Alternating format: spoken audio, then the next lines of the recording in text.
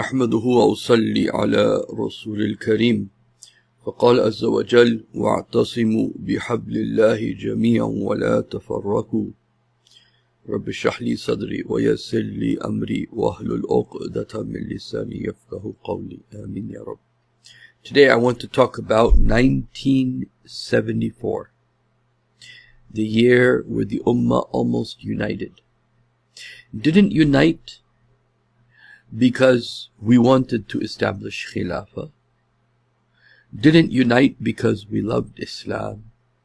Didn't unite because the leaders were so pious. But they almost united for political reasons, for economic reasons, for cultural reasons. And there was a need felt in the Muslim Ummah when the Muslim nations were becoming free all of a sudden from the hands and the grips of the British and the Dutch and so on and so forth. The leaders that came out at that time had some guts. So I want to share that with you. So what happened in 1974 is more than 30 Muslim countries, more than 30 Muslim head of states came together in a conference in Lahore in Pakistan to talk about Muslim unity. And the leaders of this idea, as you will see, they all got killed, as I will show you. But I want you to feel this. Even if we're not uniting for religious reasons, if we're not uniting for the sake of Allah, if we're not uniting to establish the Sharia, we still, as Muslims, as a people with a common identity. Look at the Jewish people. They have the idea of their state with secular and religious people, right? For their sake of identity. And which is all a fraud anyway, but in our case, it's not a fraud. Muslims, Arabs, non-Arabs, from Pakistan, from Indonesia, from Malaysia, from Muslims all over the world could unite. Imagine the economic bloc that could be created between Pakistan and Afghanistan and Turkmenistan and Dagestan, Kazakhstan, Uzbekistan. And it's all interconnected, all the way from Bangladesh, from Malaysia, Indonesia, all the way going down, all the way into the Middle East, into Morocco. One economic bloc. Could have been done. It was almost being envisioned. So I want you to feel this. Because it is, it's one thing, it's a very high thing to unite for the deen. It's a very high thing to unite because we're trying to be pious and we want to establish the Sharia.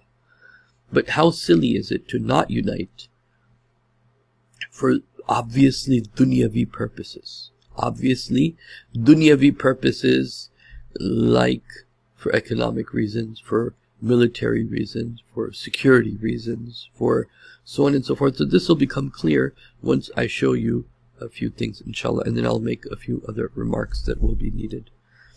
So let's start with this video over here.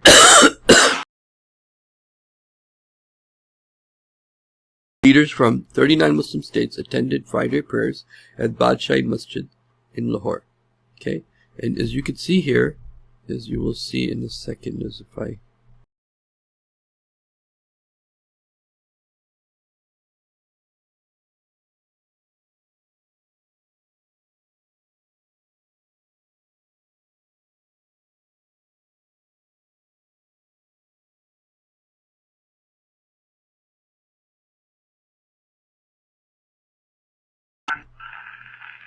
is the Muslim leaders.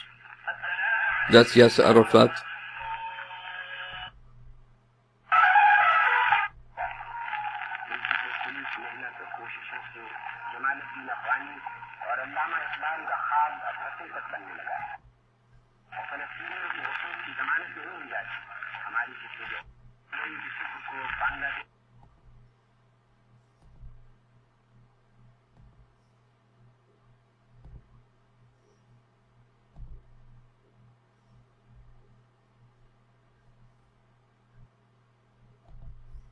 No. Many leaders who attended the 1974 OIC summit in Lahore later died mysteriously. In February 1974, Lahore became the center of the Muslim world. In 1974, leaders from So just so you know, this is Faisal, this is Gaddafi. Bhutto was there. Many Islamic leaders were there. All of the key people over time were killed. Immediately, 1 year after the war, 1 year after the conference, Faisal was killed, then Bhutto was killed. 39 nations gathered in Lahore for the largest Islamic summit. But soon after, many met tragic and mysterious deaths. King Faisal of Saudi Arabia, assassinated in 1975, just 1 year after the summit.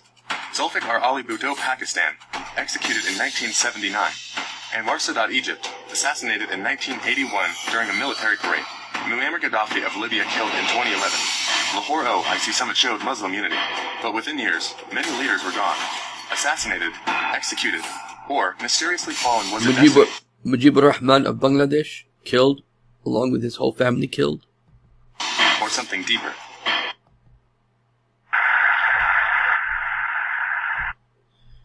Here was Faisal, Gaddafi, Bhutto, Saddam Hussein, and Yasser Arafat, all sitting in the front lines of the prayers, leading the conference, and we all know what happened to all of them. This was the result of the conference that was held in 1974.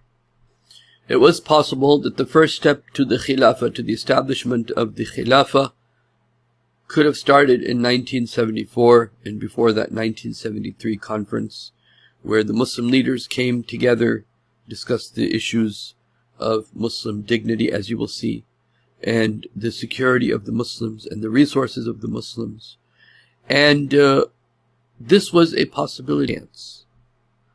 We have a new chance, because of Muslims could decide, due to this war, that Muslims use this as a framework to unite.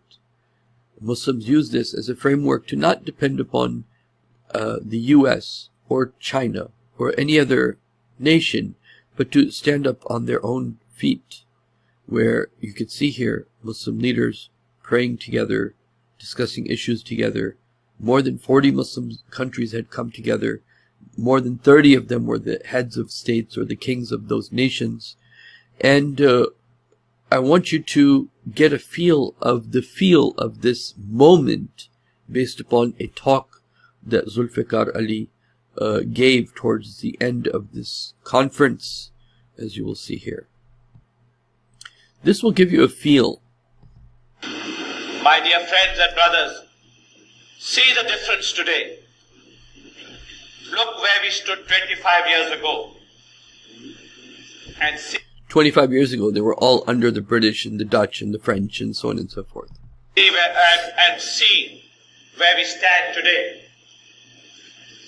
25 years ago, we were the objects of ridicule and of humiliation.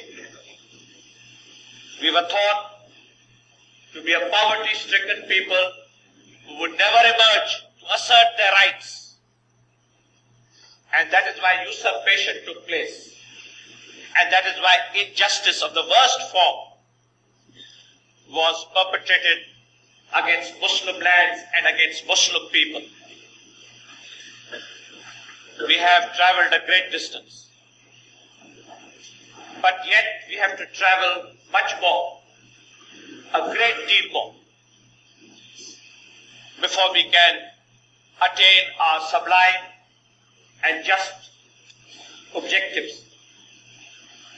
We have no doubt in our minds that inescapably, irresistibly, inevitably, these objectives will be achieved. No matter who is pitted against the forces of Islam.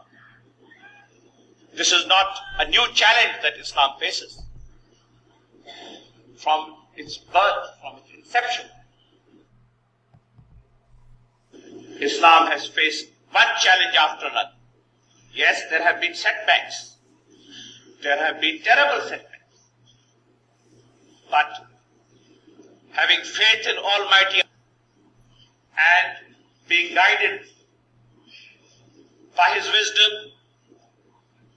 and by his holy scriptures, we can never lose confidence in ourselves, in our cause, and in our future. On behalf of my poor people, I am beholden to you. I am ashamed of not being able to provide with the proper facilities. It has been a source of embarrassment to us that kings and monarchs and friends and presidents have come to the city of Lahore, where we have not been able to make adequate arrangements for you. If there have been any shortcomings, any awkwardnesses, please forgive us. Because in our heart and with all our soul, we wanted to give you the reception of brothers, which you are, and which you have always been, and which you shall always remain.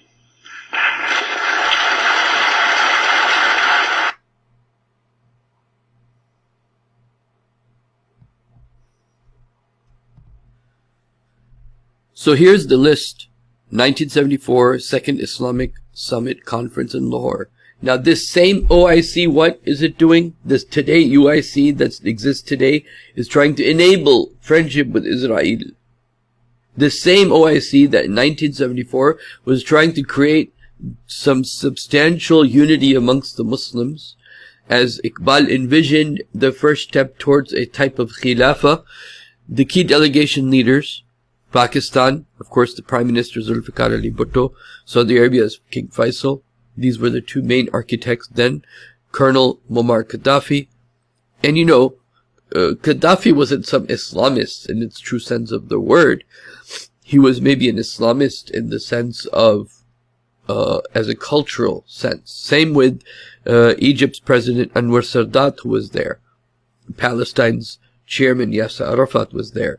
Algeria's President Haruri was there.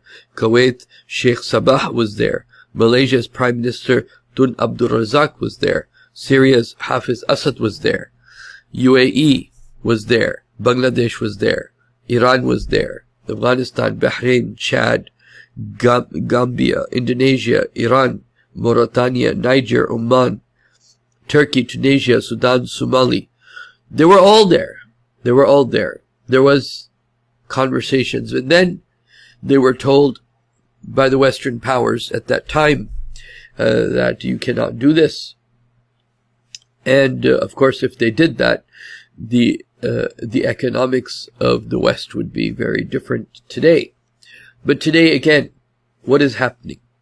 Iran is fighting against the US and Israel, and as Iran gets weaker, so do the Arab nations, because they have to also face the economic and military brunt by Iran.